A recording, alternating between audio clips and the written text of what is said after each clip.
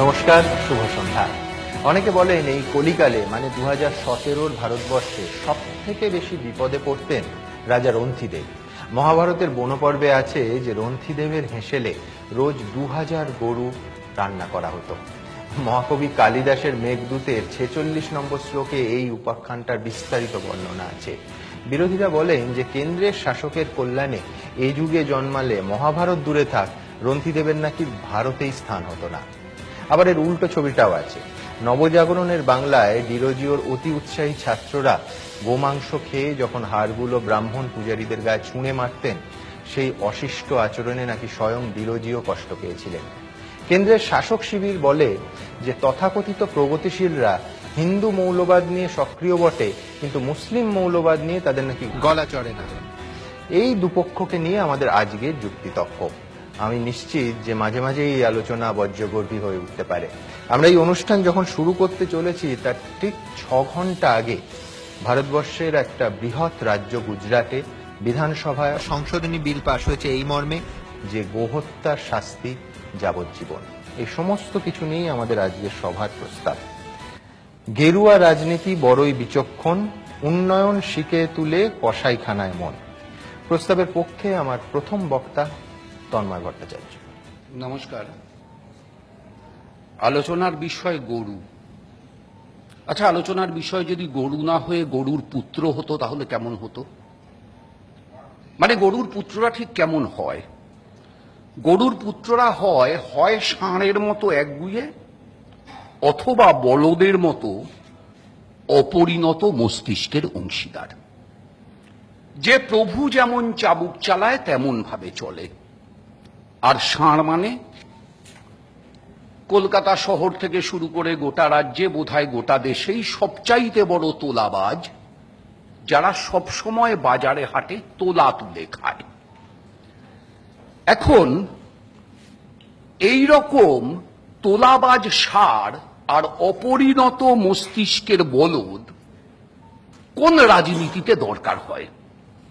যে রাজনীতিতে যুক্তি থাকে না, যে রাজনীতিতে বুদ্ধি থাকে না, যে রাজনীতিতে উন্নয়ন থাকে না, সেই রাজনীতিতেই প্রয়োজন হয় এই রকমের ষাঁড় আর বলদ। সুতরাং আমাদের এখনকার কেন্দ্রের শাসক এবং সম্প্রতি উত্তরপ্রদেশের শাসক, তাদের অগত্যা অগতির গতি হচ্ছে গরু। একটু ধর্ম মিশিয়ে সংস্কৃত করে বললে, গরুরই প্রীতিমাপন্নে প্রিয়ন্তে সর্বজনতা। কিন্তু আমাদের ধর্ম কি তাই বলছে? উত্তর না। একটু আগে সুমন ডিরোজিওর উদাহরণ দিচ্ছিল। ডিরোজিও দুঃখ পেয়েছিলেন, আমিও দুঃখ পেয়েছি। যিনি গরু খাওয়া পছন্দ করেন না তার কাছে গরু ছুঁড়ে মারাটা কোনো কৃতিত্ব না, এটা তাকে অপমান করা। কিন্তু আমাদের হিন্দু ধর্মে 33 কোটি দেবতা আছে, এমনকি ইঁদুরও আমাদের একটা দেবতার বাহন, সেই হিসাবে দেবতার অংশ। এখন এই যে এত দেবতা, এর তো অর্থ একটাই, যে আমরা আসলে পরমত সহিষ্ণু, আমরা আসলে সর্বসমন্বয়ে বিশ্বাসী। আচ্ছা, আমাদের ধর্মগ্রন্থ কি কেউ জানি না? যদি বেদকে আমাদের ধর্মগ্রন্থ ধরি, তাহলে ঋগ্বেদ সংহিতায় অগ্নির কাছে প্রার্থনা করা হচ্ছে গাভীদের খণ্ড খণ্ড করে ছেদন করবার জন্য, খাওয়ার জন্য। ইন্দ্রের কাছে প্রার্থনা করা হচ্ছে তুমি আমার জন্য 15-20টা বৃষ রান্না করে দাও, তা খেয়ে আমি আমার উদরের দুদিক পূর্ণ করি। আচ্ছা, ঋগ্বেদ তো বৈদিক যুগের প্রাথমিক পর্যায়, উপনিষদ হচ্ছে বৈদিক যুগের শেষ পর্যায়। সবচাইতে বড় উপনিষদ কি? বৃহদারণ্যক। বৃহদারণ্যক উপনিষদ কি কথা বলছে? একই কথা। আমাদের অনেকগুলো গৃহ্য সূত্র আছে, পারস্কর, সাংখ্যায়ন, গভীল, খাদির, হিরণ্যকেশু, আপস্তম্ভ, আশ্বলায়ন। আমি সবকটার শ্লোক তুলে তুলে উদাহরণ দিয়ে দিয়ে প্রত্যেকটায় যা যা বলা হয়েছে বলতে পারি, বলছি না কারণ ততটা সময় নেই। কিন্তু সবকটাতেই গোমাংস খাওয়া, সেটার উপরে কোনো বিধিনিষেধ আরোপ করা নেই। মনুর নামে চালানো হয়, মনু নাকি গরুর মাংস খেতে বারণ করেছিলেন। ভুল, মিথ্যে, মনুকে বিকৃত করা। মনু কোনো কোনো প্রাণীর মাংস খেতে বারণ করেছিলেন, এ কথা ঠিক, কিন্তু তার মধ্যে গরু পড়ে না। যেমন আমি উদাহরণস্বরূপ বলি যে মনু বলছেন যেসব প্রাণী এক খুর বিশিষ্ট তাদের মাংস খাওয়া বিশেষ বিধান ছাড়া বারণ। গরু এক খুর বিশিষ্ট না। মনু বলছেন যাদের এক পাটি দাঁত আছে তাদের মাংস খাওয়া যাবে, গরু তার মধ্যে পড়ে। কৌটিল্যের অর্থশাস্ত্র, গরু খাবার উদাহরণ আছে। রামায়ণ বলে, রামায়ণে রাম যখন সীতাকে নিয়ে বনবাসে ভরদ্বাজ মুনির আশ্রমে গেছেন, তখন ভরদ্বাজ মুনি তাকে ফল এবং বৃষ দিয়ে ভোজনের ব্যবস্থা করেছেন। মহাভারতে যুধিষ্ঠিরকে সান্ত্বনা দিতে গিয়ে কৃষ্ণ অনেক কথার মধ্যে বলছেন, মহাত্মা রন্তিদেবের কথা, যা একটু আগে সুমন বলল, আমার রিপিট করার প্রয়োজন নেই। ফলে বেদব্যাসী মহাভারত থেকে শুরু করে সব জায়গায় আমরা এটা দেখছি। আবার গোহত্যা একটা সময় বন্ধ হলো। কেন হলো? যখন গরুর ফুড ভ্যালুর থেকে ইউটিলিটি ভ্যালু বাড়লো। যখন মানুষ চাষবাস জানতো না, তখন গরুর ফুড ভ্যালু বেশি। দুধ দেওয়া শেষ হয়ে গেলে সে গরু কি কাজে লাগবে? এইবার মানুষ চাষবাস শিখলো, লোহার লাঙল ব্যবহার করলো, বলদ দিয়ে লাঙল টানালে দ্রুত চাষ হচ্ছে, বেশি চাষ হচ্ছে। সেই জন্য তখন যত্রতত্র গরু বধ করা, আগেকার দিনে অশ্বমেধ যজ্ঞ, গোমেধ যজ্ঞ 100, 200, 1000, 500, যে যত বেশি বলি দিতে পারবে সে রাজার তত বেশি নাম হবে।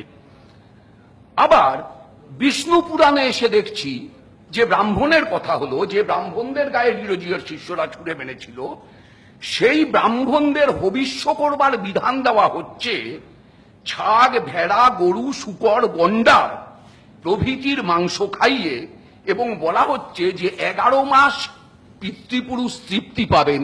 সহজ কথা, ব্রাহ্মণরা বছরে একবার ভালো ভোজন করতে চাইছে, এই জন্য এই সিস্টেমটা চালু হচ্ছে।